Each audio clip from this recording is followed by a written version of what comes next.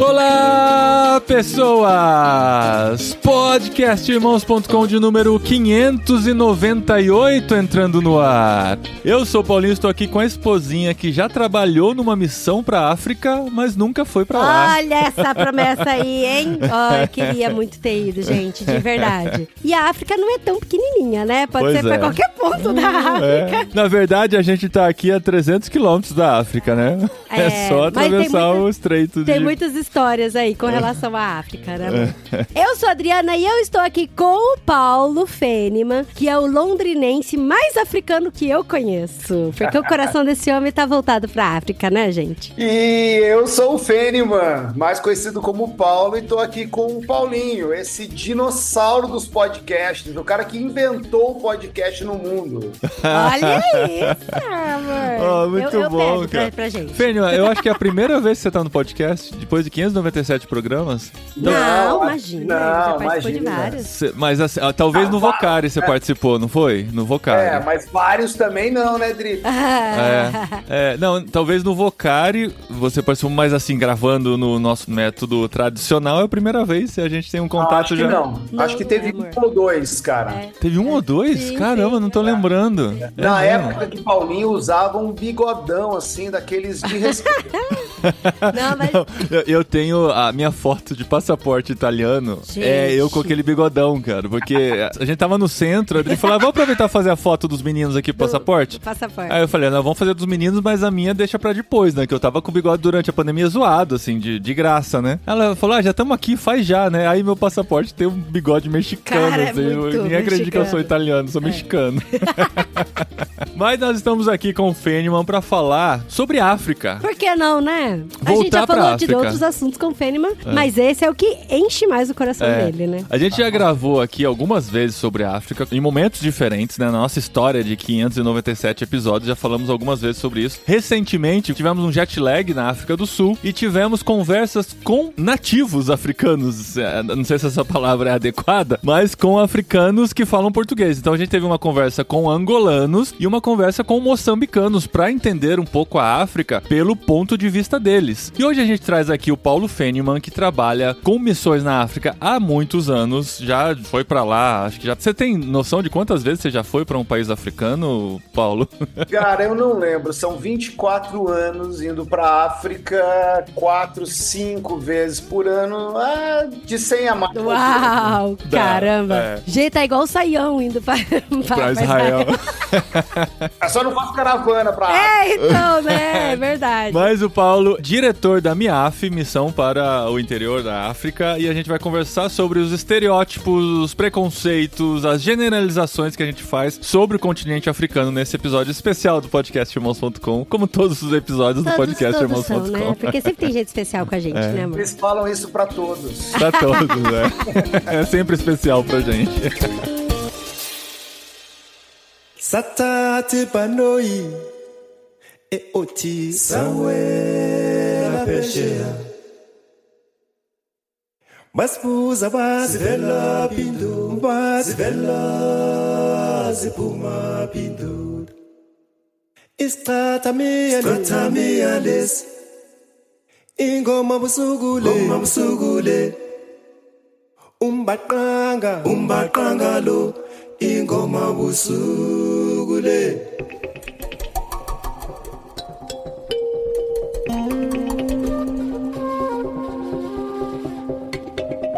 Então, 20 e tantos anos trabalhando com África, e você já deve estar cansado dessa generalização, né? De que a África é tipo, vai pra África como se a África fosse um país. Tem até o filme, né, Drew, Mulheres Malvadas. Meninas Malvadas. Que na versão lá dos anos 90, 2000, tinha uma pessoa que chegou na escola que tinha sido criada na África. Eles não mencionam que país da África, tipo a África, como se fosse, né, um paizinho. Isso é muito comum. As pessoas falam assim, eu quero ir pra África. Tá bom? Ok. Você tem noção do tamanho disso, né? Até que fizeram uma versão agora, esse ano, uma nova versão, a gente não viu ainda, mas que corrigiram isso e que falaram que ela vem de um país específico da África, como a gente não viu, eu não lembro qual era. Se eu não me engano, acho que é do Quênia.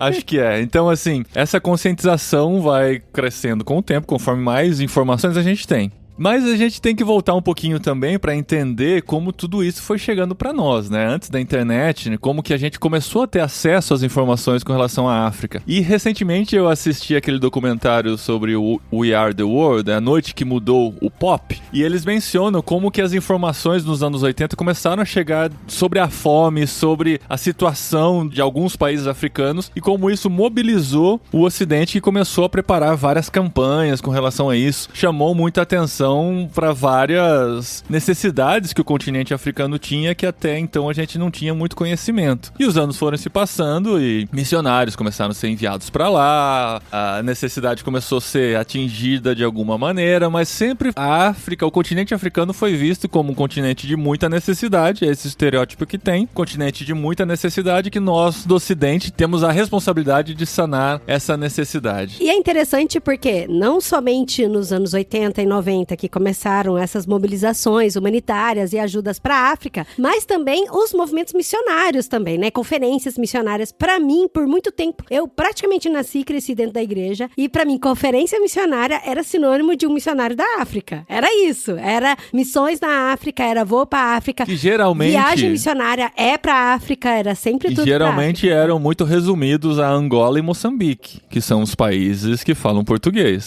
Exatamente, por conta da proximidade linguística, né? O mais interessante é que havia todo esse apelo, todo esse movimento, como a Adri disse, né? Você ia para conferência missionária, vai falar da África, porque a África e tal, mas historicamente, no Brasil, o lugar que a gente menos enviou, ou ainda tem enviado missionários, é para a África. Vamos para a África continente. Você tem a presença de brasileiros em determinados países com mais força, mas em termos de continente, não é o continente que a gente mais envia gente, do ponto de vista do Brasil ainda. Mas tem todo esse glamour, né? Falar de missões transculturais era falar de África, ou ainda é falar de África. Tanto que quando a gente morava no Brasil e a gente resolveu fazer missões transculturais e sair do Brasil, a gente já fazia, né? De certa forma, como mobilizadores de missões transculturais. Mas quando a gente veio pro campo mesmo, algumas pessoas nos perguntaram, vocês estão indo pra África? Sabe? Porque por muito tempo foi sinônimo de missões, né? Vamos fazer missões na... vai só pra África. E é interessante porque, por muito tempo também, a gente acompanhou adolescentes e jovens. Inclusive, eu conectei até alguns jovens e adolescentes com a MIAF através do Paulo. E havia uma jovem em questão em específico que ela falou pra mim assim, eu quero ser missionária. Daí eu falei, aonde? Ela falou, na África, porque eu sempre ouvi falar da África e eu quero ser missionária na África. Eu falei, nossa, super legal. Então eu vou te conectar com uma organização que é séria, que tem um trabalho sério e que cuida dos seus missionários e apresenta o campo missionário pra quem gostaria de conhecer melhor, né? E foi quando a gente fez essa ponte e conectou. E eu perguntei pra ela, mas então, e por que a África? E foi exatamente por isso, porque ela cresceu ouvindo de conferências missionárias e congressos falar sobre a África. A grande necessidade que tem esse continente, né? Mas, Paulo, e você? Como que você começou sua paixão pela África? Qual foi o seu primeiro contato e o que mais chamou a atenção nesse momento? Então, é interessante porque o meu primeiro contato foi em 98, quando eu fui convidado para servir como voluntário na MIAF, na área de comunicação, né? Para quem me conhece sabe que... Comunicação pegando missionário, como sempre, né? Olha aí. A primeira formação lá atrás é na área de comunicação e tudo mais. Então, naquele momento, eu fui exposto às informações. Eu comecei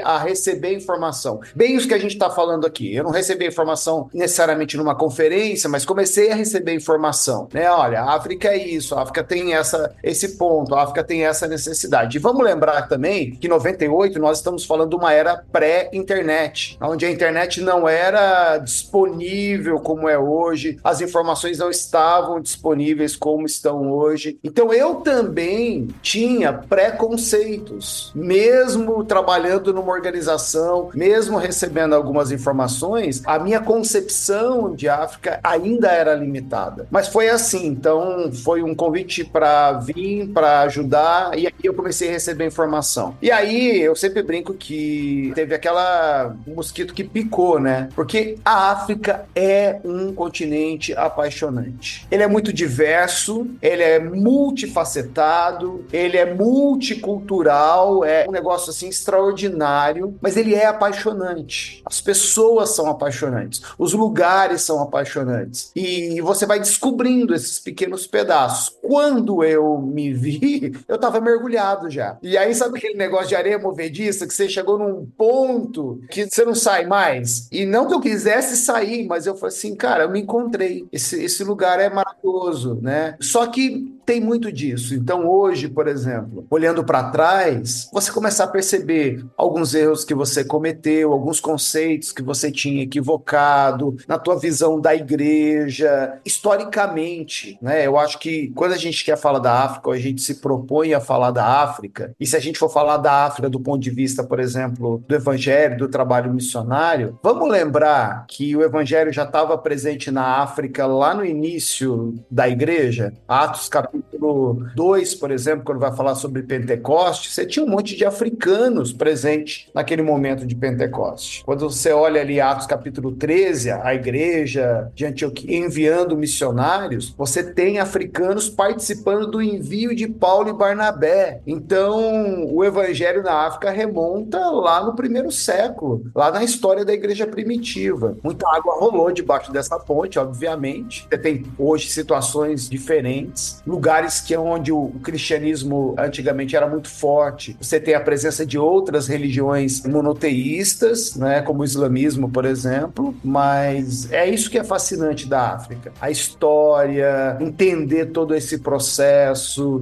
lá do passado, dos primeiros missionários que chegaram já aí no século XVI, XVII, e olhar a África hoje. São contextos completamente diferentes. Você falou de alguns preconceitos e algumas informações que você tinha equivocadas que foram mudando com o tempo. Você pode citar algumas, assim, que você foi entendendo? Quanto mais você visita a África, mais você entende que é diferente do que você pensava antes? Você quer esperar o avião que tá indo pra África passar aqui em cima, ó? Por falar em África, né? Então, quando eu falo sobre esses conceitos e tudo mais, por exemplo, sobre a igreja africana, porque nós, ocidentais, vou usar a tua expressão, quando a gente fala de ir para a África, qual a concepção que a gente tem da África? Ai, a África é um lugar pobrezinho, cheio de criancinha passando fome. Eles não sabem a Bíblia, eles não leem. Eles não sabem a Bíblia, não tem nada lá e tal. Vamos lá. É verdade em alguns aspectos, em alguns lugares. Só que a igreja africana hoje é a 2ª maior igreja do mundo. É a 2ª igreja que mais cresce no mundo. Nós temos países do oeste da África que têm número de missionários enviados transculturalmente praticamente o mesmo que do Brasil. Por isso que eu falo que a África é multifacetada. A igreja da África, ela é uma igreja emergente, é uma igreja pulsante, é uma igreja que está enviando os seus missionários. Então, nesse ponto de vista, se eu tivesse esse tipo de informação lá no passado, a minha abordagem de mobilização, a minha abordagem de trabalho missionário provavelmente seria diferente. Tirar aquela ideia errada que nós já temos comumente, por causa do nosso egocentrismo, de estou indo na África para salvar as pessoas. Não, eu estou indo para a África para participar daquilo que Deus está fazendo lá e me unir à igreja que está lá. Então, muda um pouco a ideia e o conceito do trabalho missionário, por exemplo. Sim. E você acha que esse conceito ele tá sendo divulgado nas conferências missionárias ou na igreja? Por que eu tô falando isso? Porque eu cresci ouvindo sobre fazer missões na África. Basicamente era ensinar a ler, levar comida, pasta de dente, escova de dente. Ou levar a Bíblia, né? Tinha muito de levar a Bíblia. Sim, levar a Bíblia. Os vídeos que mais chamam a atenção em missões, geralmente, são esses vídeos mais tocantes, né? Tem aquele clássico das crianças festejando a chegada da Bíblia no vilarejo, onde eles nunca tinham lido a Bíblia. Tem a questão do trabalho contra a fome, a miséria de muitas regiões da África que são presentes. E geralmente são esses vídeos que chegam até nós, porque são mais chocantes, são mais emocionantes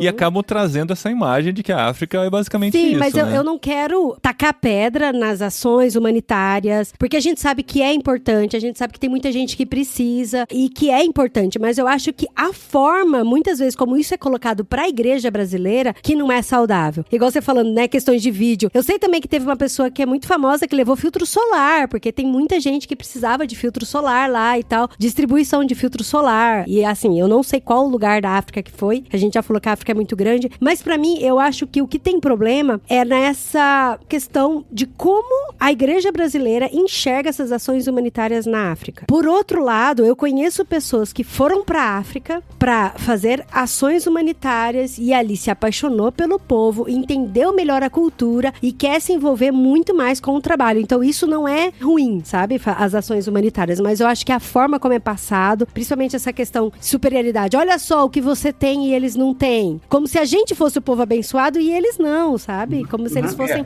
amaldiçoados, entendeu? Então, para mim, Indri, o problema é esse, é o estereótipo, entendeu? Mesmo para quem quer fazer alguma coisa. Tudo que nós mencionamos aqui são realidades. Existem lugares sem Bíblia, e aí há festa, sim, quando a Bíblia chega. A gente tem na MIAF um vídeo da Bíblia chegando entre o povo Rendile lá no Quênia, a primeira vez que a Bíblia toda foi traduzida e impressa, chegando no povo Rendile de camelo. Cara, é uma festa, é maravilhoso ver aquilo lá. É legal, é ótimo, tá? E era uma necessidade, legal. A gente ajuda pessoas com fome. Recentemente, Madagascar passou por uma crise de fome muito grande e a gente teve que intervir através dos missionários. O Sudão está passando agora por uma questão de fome, de necessidade. A gente está intervindo, tem que intervir. A questão é conhecer o contexto. O problema é, primeiro você precisa chegar, primeiro você precisa se contextualizar, entender e participar as pessoas. Eu citei Madagascar e eu quero talvez contar essa história. A gente tem um casal servindo no interior de Madagascar. Um lugar que tem fome, um lugar que tem necessidade, mas o nosso casal lá está trabalhando lado a lado com a igreja local. Então, por exemplo, nós estamos plantando igreja, mas nós estamos trabalhando com evangelistas locais. Nós estamos visitando vilas, mas nós temos gente de lá, porque a igreja também está fazendo alguma coisa. Então, a gente tirou o estereótipo do ocidental, missionário, com dinheiro, salvador da pátria. É a ideia de que eu estou aqui junto com você, lado a lado, e nós vamos fazer esse negócio acontecer. Então, muitas decisões são tomadas junto com a igreja local. Muitos planejamentos são feitos junto à igreja local. Como é melhor ajudar? Como é melhor fazer isso? Eu tive lá, acabei de chegar, fui visitar um local, olha que legal, uma igreja luterana, numa cidade lá em Madagascar, no lugar onde a gente foi visitar. Eles criaram um espaço de acolhida para doentes das vilas. Então, a pessoa está lá na vila distante, está doente, não tem solução, já procurou todos os curandeiros, medicina tradicional e tudo que dava. Ele ficou sem esperança. Esse lugar da igreja é um lugar de acolhimento. Cara, a gente chegou lá, tinha mais de 100 pessoas lá, todas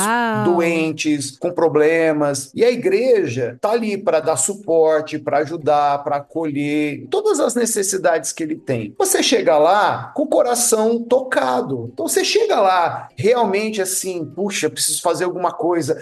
Eu preciso sanar a fome desse pessoal. Eu preciso fazer aquilo. Essa é a nossa tendência ocidental. E você tem que se conter. Gente, eu tô falando de mim, que tô há 24 anos indo, voltando e tudo mais. Aí você lembra, você fala assim, opa, peraí, chama o pastor daquela igreja local e fala, pastor, qual é a melhor forma da gente ajudar vocês? A gente quer contribuir com o que vocês estão fazendo. E aí o pastor deu algumas orientações, olha, tem isso, tem isso, tem isso. Lá era fornecer um pouco de arroz para eles. A base da alimentação de Madagascar era arroz. Falei, joia. Aí nós fomos lá, compramos o arroz no mercado, algumas sacas de arroz no mercado. E aí nós voltamos, como é melhor distribuir? Melhor é deixar que eles distribuam. Nós não vamos nos envolver. Então fomos lá, sem muito alarde, sem muito show pirotécnico, paramos o carro, descarregamos ali no lugarzinho, falou, pastor, tá aqui, uma pequena ajuda para vocês continuarem fazendo o trabalho. Então entende? Não é o salvador da pátria, não é show pirotécnico, olha aqui, estamos aqui fazendo isso e tudo mais. Mas a gente ajudou, via pastor local, via o trabalho local, via o que está acontecendo ali, contextualizado a realidade deles. Então isso é muito importante nesse processo de conhecimento para você não atropelar. Eu não sei se entra aqui o caso, mas eu lembro, uma vez a gente teve uma conversa com um missionário que é da nossa organização CEPAL e que tá na África, tá em Moçambique há algum tempo, e eu conversei com ele e ele falou, é muito engraçado como a gente chega aqui cheio de conceitos, cheios de pré-conceitos com relação ao local que a gente vai trabalhar e aos poucos isso vai quebrando. E ele falou, eu vim todo feliz, eu trouxe na mala um monte de escova de dente, aí eu cheguei aqui, o lugar que a gente foi trabalhar não tinha água. A gente trouxe escova de dente, mas os caras não tinham água, não tinha pasta de dente, sabe? Então, Você sabe o que deu um start na minha mente alguns anos atrás? E eu acho que isso é uma boa prática. A gente reuniu um grupo de líderes africanos. E tem algumas perguntas que são muito perigosas, né? E aí, então, nós perguntamos para eles, o que nós estamos fazendo de errado? Uau! Essa é a melhor e a mais temerosa pergunta que você pode fazer. E um líder muito respeitado, ele falou assim, o problema de vocês é que vocês estão vindo aqui com os seus projetos, com o seu dinheiro, com os seus planos. Vocês não estão nos escutando. Uau. Aquilo foi muito profundo, mas foi libertador, sabe? Foi libertador, porque abre os teus olhos para falar assim, meu, Deus está fazendo tanta coisa boa aqui nesse continente, Deus está fazendo tanta coisa extraordinária através da igreja aqui na África, eu quero me juntar a eles, eu quero trabalhar junto com eles, com aquilo que eles estão fazendo. Até porque eu já vi lugares que nós queríamos ir, lugares que nós queríamos mandar missionários, a gente ser expulso, a gente não poder continuar nesses lugares. Tem um país, eu não posso citar por uma questão de segurança, que alguns anos atrás, praticamente todos os missionários foram colocados para fora. Todos os missionários. E aí, qual foi a nossa tendência? Puxa, acabou o trabalho, acabou a igreja, acabou os cristãos e tudo mais. Muitos anos depois, a coisa deu uma melhorada, nós mandamos uma equipe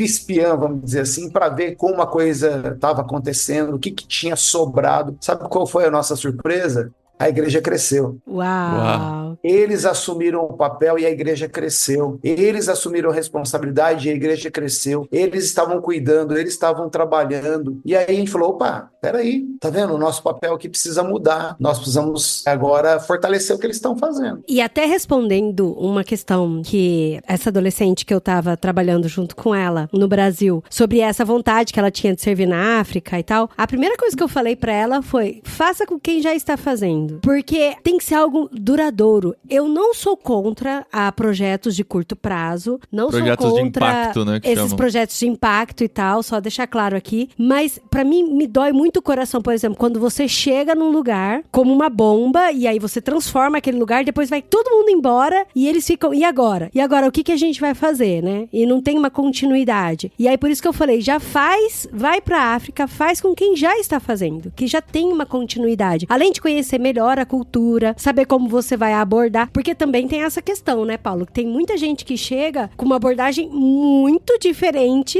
inapropriada até, né? Sem preparo, né? Sem preparo. Com relação, por exemplo, a forma como você fala com homens é diferente, como você fala com mulheres. E eu acredito em quase toda a cultura. Aqui na Espanha também, a gente fez um estudo prévio de campo para saber como que a gente iria conversar, se relacionar com os espanhóis. E muita observação quando chegamos aqui também, né? Sim, você tem que observar e conhecer muito. Fizemos e falar essa com pergunta pra liderança, né, mano? E falar com quem tá aqui já há muito mais tempo, né? A menos que você tenha uma vocação de começar algo do zero e para isso precisa de muito preparo também, você vai se unir com quem já está fazendo e continuar um trabalho e somar forças para esse trabalho, né? Então, mesmo que seja um trabalho curto, mas fazer com quem já tem uma longa duração, né, no lugar. Eu, na verdade, sou entusiasta de missões de curto prazo, Dri. Sou mesmo, a minha AF tem vários programas, a gente divulga. Só tem um detalhe, missões de curto prazo é para fortalecer aquilo que já está acontecendo no campo. Ai, pronto, é isso. Eu não achei a frase, mas é essa.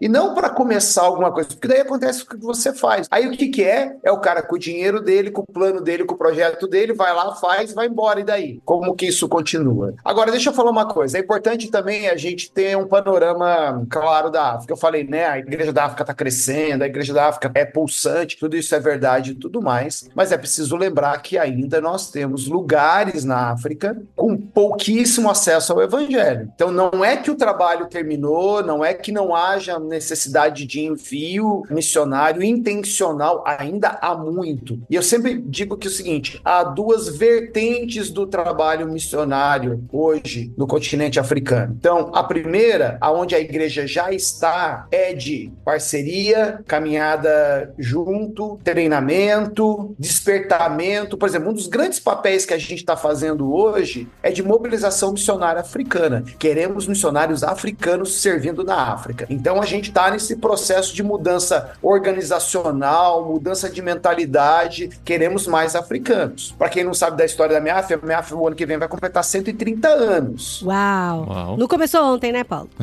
E eu já fiz parte da história da MIAF.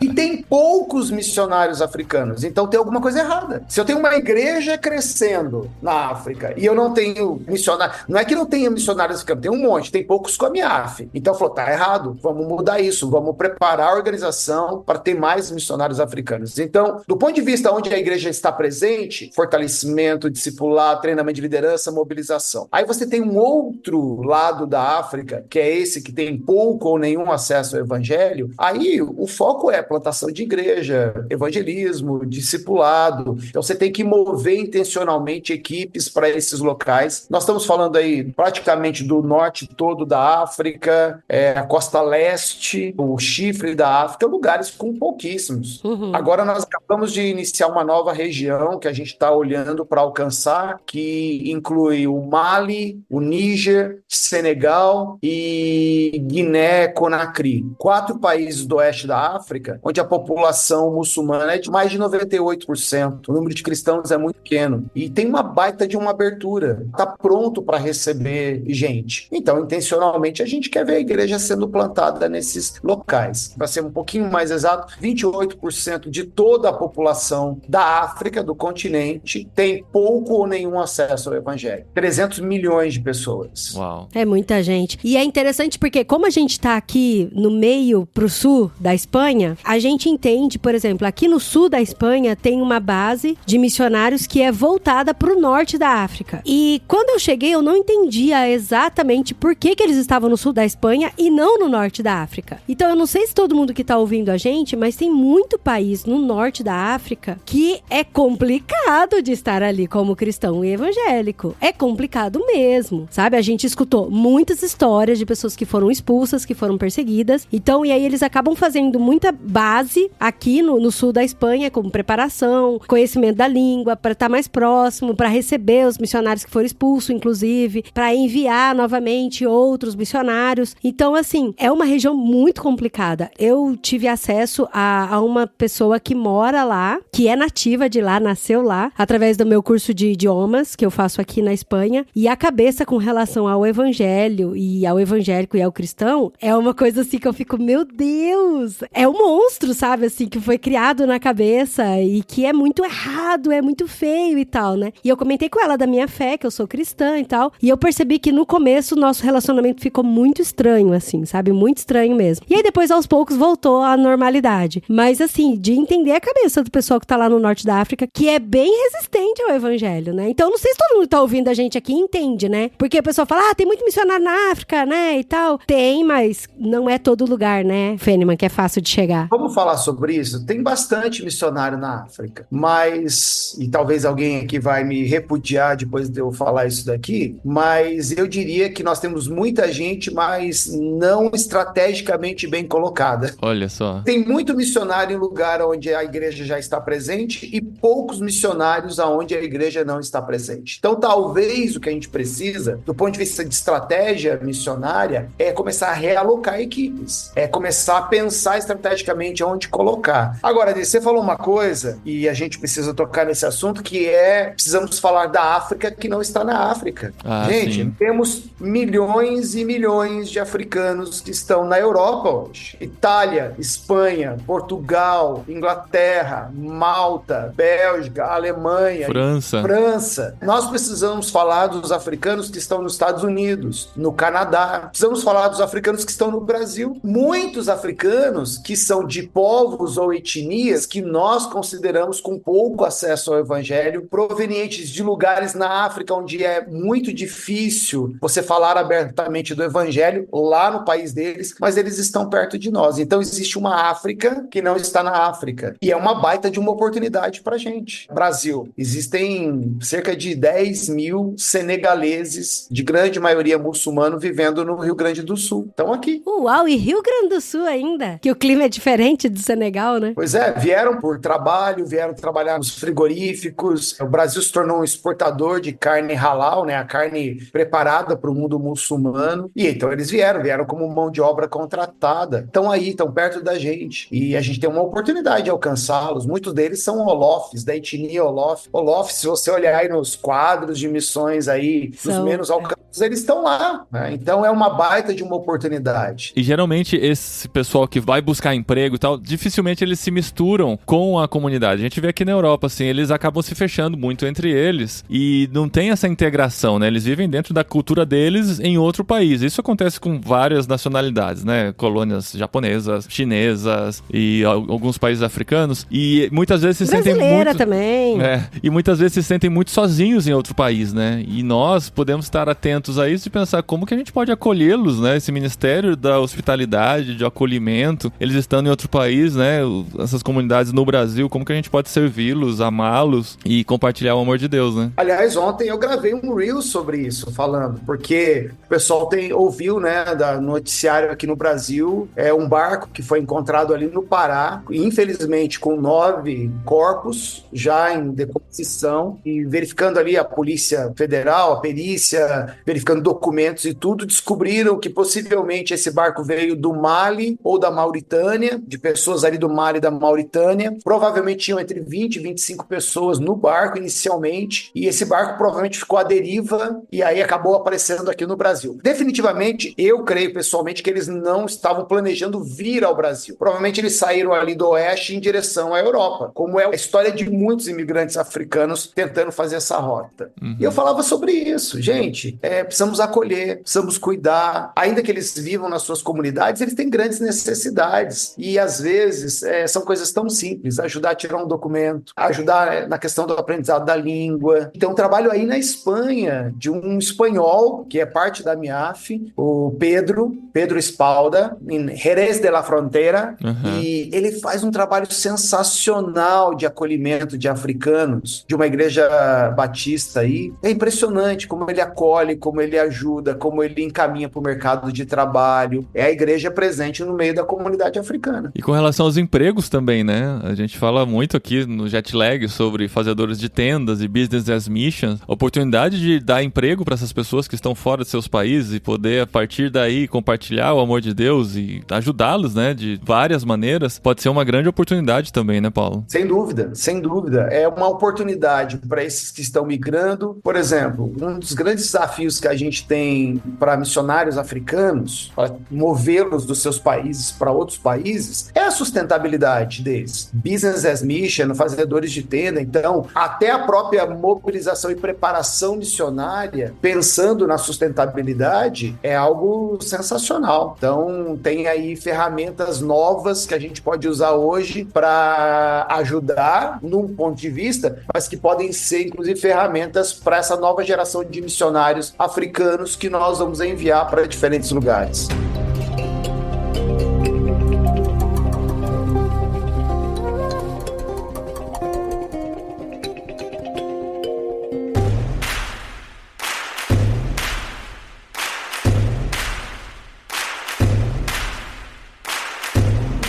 A gente demorou muito para conseguir, dentro da nossa série Jetlag, alguém que esteja na África por conta da sua profissão, né? Porque as pessoas vão procurar oportunidades onde os salários são mais altos. Então vão para América do Norte, vêm para Europa, alguns países da Ásia até. Mas na África, a gente teve 2 até hoje, só 3 episódios lá. Mais uma que passou um tempo só trabalhando como enfermeira lá e já saiu. E o dançarino que está lá na África do Sul, né? E mais a menina lá do Egito. Mas eu queria saber, você já tem falado muito sobre isso também, né, sobre BAN e as oportunidades de negócio na África. Que tipo de negócios alguém que tem esse espírito empreendedor poderia empreender na África como uma forma de levar a transformação através das produções que fazem, ou dos empregos que oferecem, e também através do evangelho que chega naquela comunidade? Quais são as possibilidades? Na verdade, eu me arriscaria a dizer que qualquer empreendimento, desde que culturalmente apropriado a uma realidade, pode ser utilizado. Então, por exemplo, eu posso dizer dos exemplos que a gente tem. Definitivamente, a área de saúde é um campo extremamente aberto, a área de educação é um campo extremamente aberto, mas, por exemplo, nós temos agrônomos que estão trabalhando lá diretamente envolvido com o povo. E aí tem uma questão aqui, o porquê ou qual é a intencionalidade do uso da minha profissão ou do meu empreendimento ou do meu negócio, tá? Às vezes, o uso do BAN ou do fazedor de tenda ou do empreendedorismo não é necessariamente a sustentabilidade do missionário, mas é uma ferramenta para ele poder estar lá e desenvolver uma atividade missionária. Então, por exemplo, eu tenho um agrônomo que está numa vila hoje, num determinado país, pouquíssimo ou quase nada da sustentabilidade dele vem da agronomia, do exercício da agronomia, só que o trabalho como agrônomo e o uso da agronomia tem permitido a ele treinar mais de 40 pastores e líderes nacionais. E esses pastores e líderes estão se beneficiando disso para o seu próprio sustento. Então é uma visão do uso do ban de uma forma diferente. Que legal. Mas, por exemplo, eu tenho um profissional na área de saúde num país que a gente chama de acesso criativo, né? Uhum. É um país desses onde você não vai com carteirinha de missionário, e hoje mais de 80% do sustento dele vem da profissão dele. E ele é contratado pelo governo. Olha que interessante. O próprio governo que não permite missionários estar lá, que tem uma série de restrições, por conta da profissão dele, permite que ele fique no país e ele possa desenvolver o trabalho, tanto profissional quanto missionário que ele tem.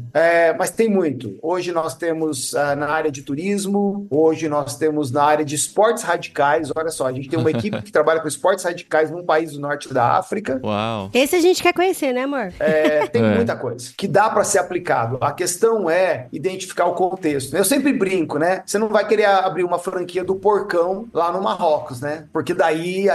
Ah, é verdade. Em uma das minhas aulas de inglês, a gente estava ouvindo um TED Talks falando sobre essa visão que as pessoas têm de fazer negócio na África sem estudar a região. Igual você falou, de abrir a franquia do porcão num lugar onde eles não comem porco. Eu morri de rir no TED porque era uma empresa que era australiana e foi para uma determinada região da África plantar tomates. E era um tipo de tomate que era muito bom, muito gostoso, fácil de pegar, de fazer a cultura. E aí eles plantaram, fizeram uma ótima plantação grande, construíram todas as casas ali, contrataram pessoas para trabalhar lá, e os africanos só tentando falar assim, então eu queria falar uma coisa, não, pode deixar, fica tranquilo, que aqui a gente tá para servir vocês, a gente tem projeto e tal, e tal, e tal. E aí da noite pro dia, a plantação inteira foi devastada, inteira. Aí os empreendedores falaram, gente, o que aconteceu? Cadê os tomates? Não, porque essa área aqui tem muito hipopótamo, e os hipopótamos comeram tudo. E os empresários falaram, mas por que vocês não falaram pra gente que tem muito hipopótamo aqui? Ele falou, mas vocês não perguntaram pra gente, vocês não ouviram a gente, vocês não sabem o que é melhor aqui ou não.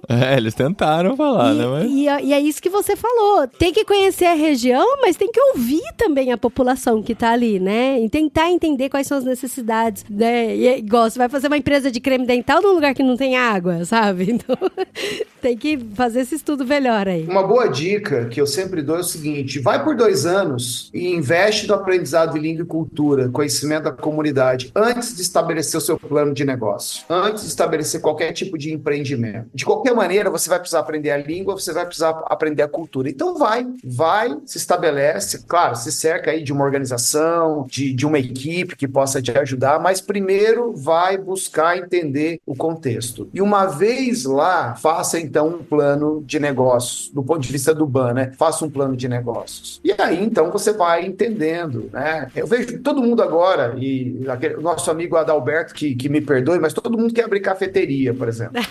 É verdade. Eu amo, pode abrir aqui na Espanha, cara, é cada esquina. Não, a gente mora numa esquina aqui que tem 3, assim, no entroncamento, sabe? Assim, faz parte da cultura, né? Teria espaço. Eu não me importo, pode abrir quantas cafeterias quiser que eu vou visitar todas, porque eu amo café. Mas, vamos lembrar, tem lugares onde a cultura é a cultura do chá, não é do café. Mas nós vamos tentar estabelecer. Às vezes a gente força alguma coisa que necessariamente não vai funcionar. Eu sempre conto a história do brasileiro, que é quando chega na Europa e descobre que aqui não tem coxinha nem brigadeiro. Nem brigadeiro. Aí fala, eu vou ficar rico fazendo coxinha e brigadeiro, porque é muito bom isso, só que eles nunca comeram, né? Então pra eles não é nada. Não, a gente faz brigadeiro aqui, quem come são os brasileiros. O espanhol, no máximo, come um pra prova e pronto, né? Não faz parte da cultura deles, né? Então, assim, a África tem muitas oportunidades.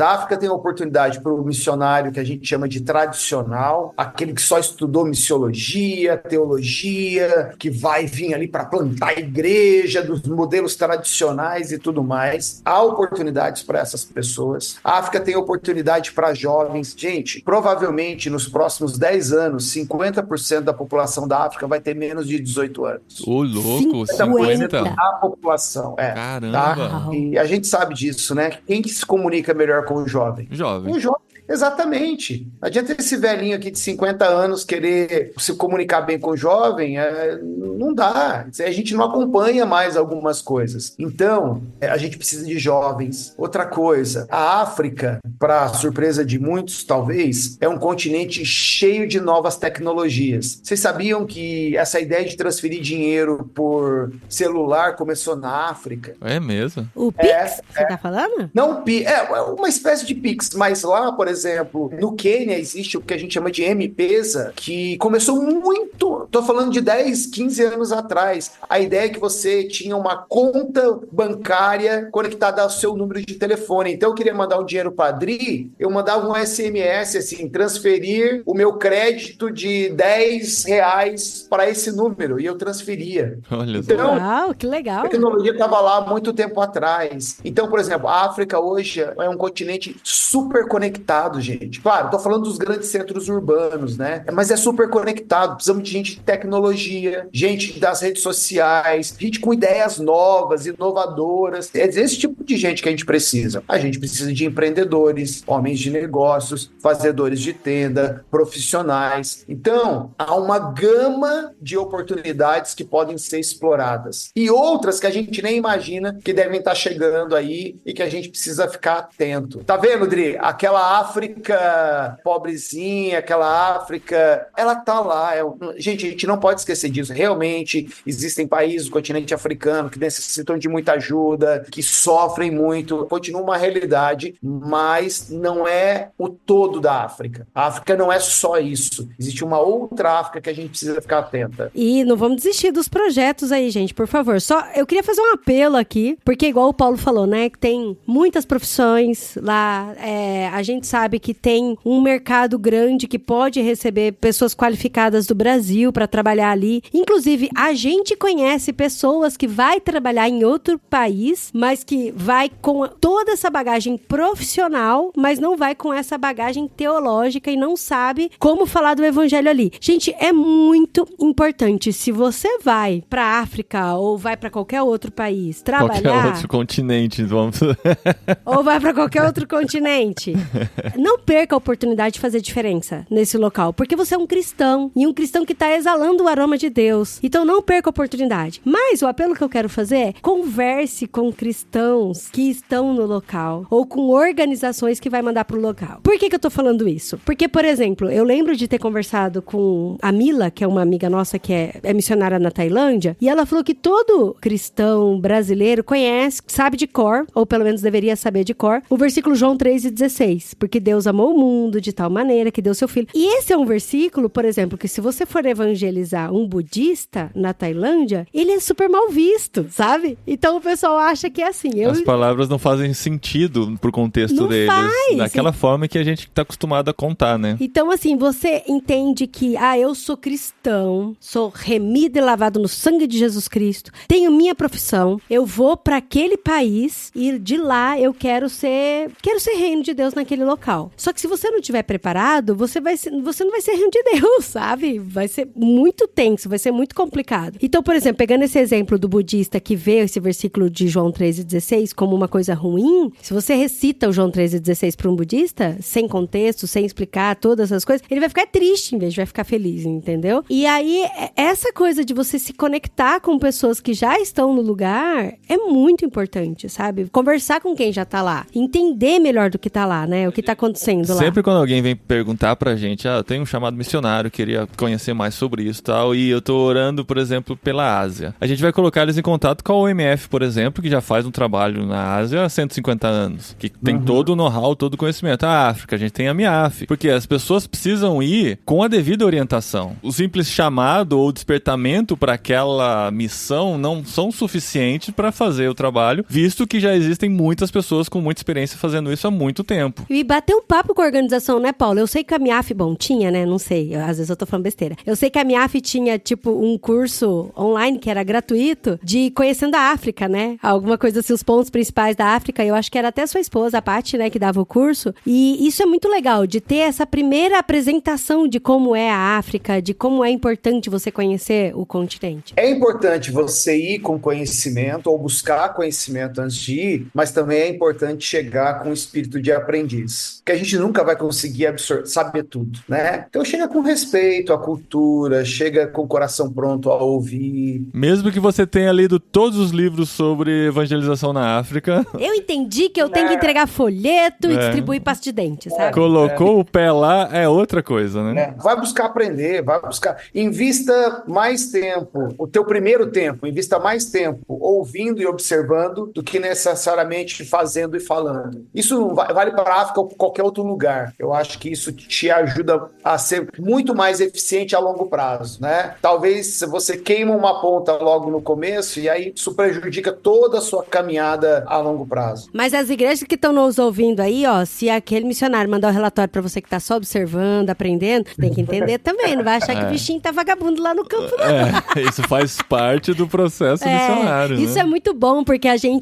eu sou muito apaixonada pela organização missionária que a gente trabalha, que é a CEPAL. Isso, inclusive, é mandatório da CEPAL, passar o primeiro ano só observando, então... Não quer dizer que a gente não trabalhe nesse ano, a gente vai trabalhar. A gente montou cadeira, né, não, a gente chegou na época do Covid. A gente vai estar presente em tudo, a gente vai fazer o que tem na mão pra fazer. Eu espirrei álcool na mão das pessoas, ajudei a montar cadeira, sabe? Esse tipo de coisa, mas sempre observando e sempre vendo a melhor maneira de fazer, tá? As melhores atitudes que são mais entendíveis por aquela comunidade, né?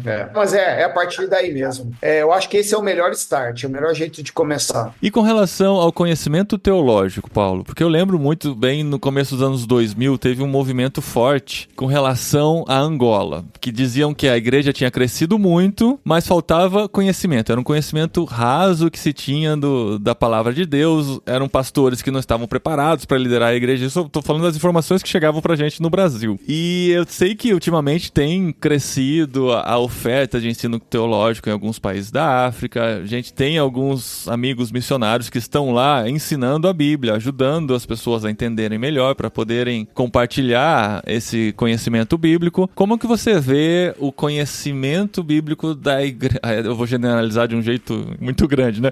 Mas o conhecimento bíblico da igreja africana. Como que a gente pode entender? Como que você tem observado? Eu acho que era um pouco de preconceito essa ideia, porque nós também somos rasos. Pois é.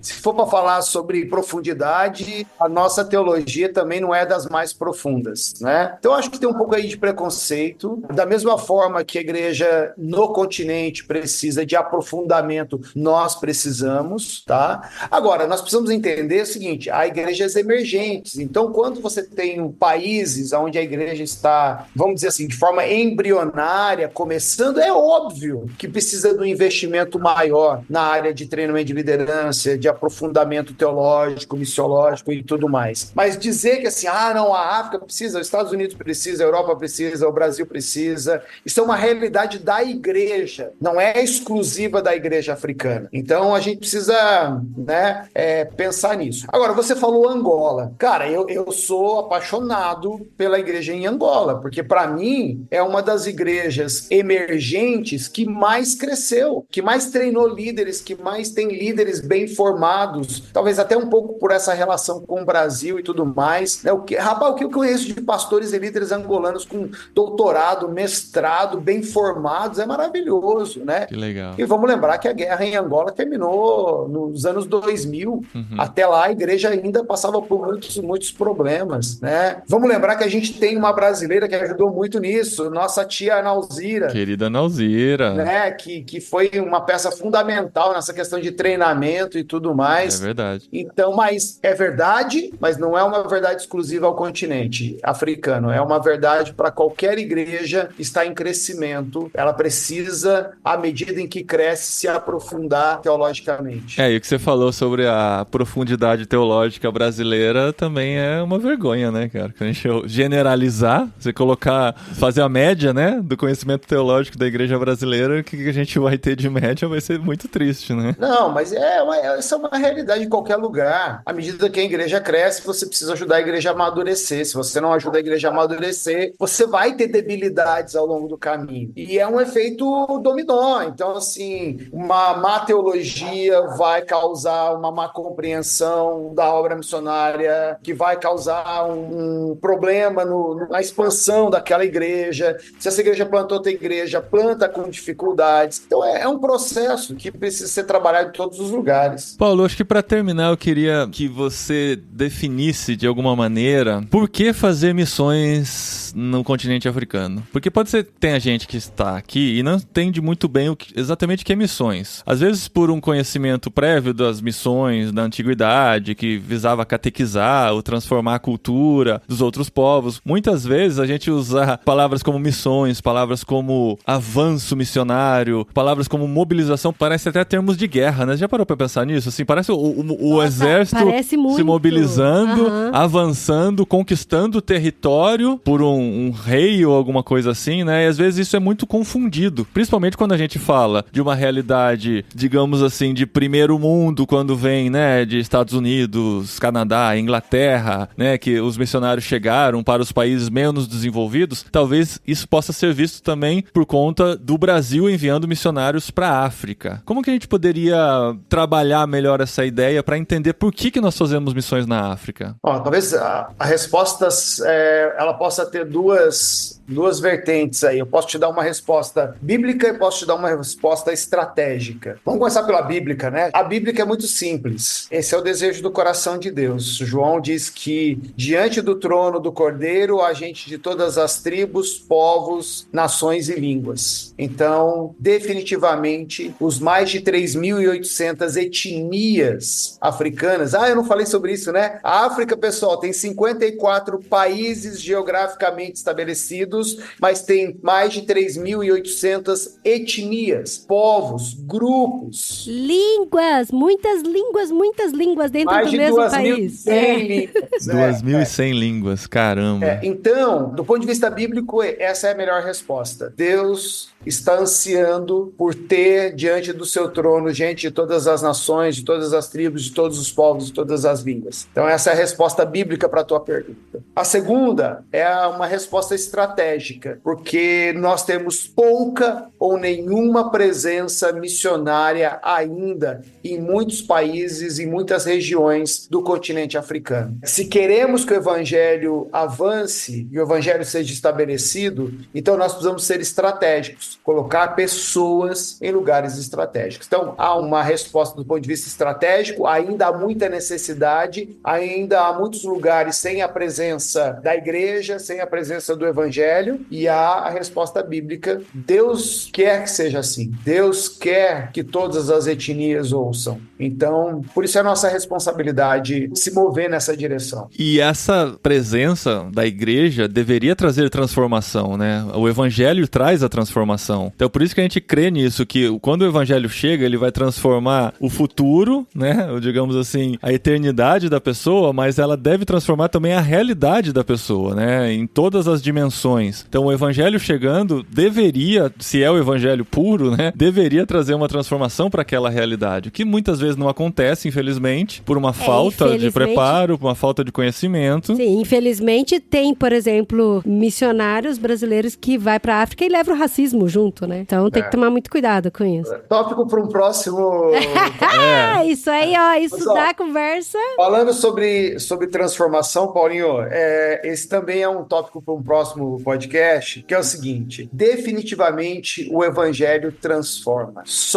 Isso é o Feynman falando, para mim, o evangelho transforma o indivíduo. E o indivíduo transformado pelo evangelho transforma a sociedade à sua volta. Muito legal, cara. Sim, o evangelho precisa trazer transformação. Primeiro no indivíduo. E esse indivíduo transformado pelo evangelho, que entende o amor de Deus, que entende a graça de Deus, que entende o amor ao próximo, que entende o que é o evangelho, ele automaticamente é canal de transformação para a sociedade onde ele vive. E aí, então, toda uma comunidade é alcançada e transformada. Tem que ter. Se você tem a presença da igreja ou de missionários num lugar e você não vê a transformação acontecendo, tem algum ponto na equação que precisa de um alinhamento e de um ajuste. Muito bom, cara. Que legal. Muito bom, muito bom. Era o que a gente Obrigada. queria Sim. conversar mesmo, Paulo. Obrigado pela disponibilidade, mas antes de finalizar, eu queria que você desse os canais para as pessoas te encontrarem, né? No Instagram, você tá lá Agora vai produzindo bombar, seus hein, Paulo? reels. Olha só.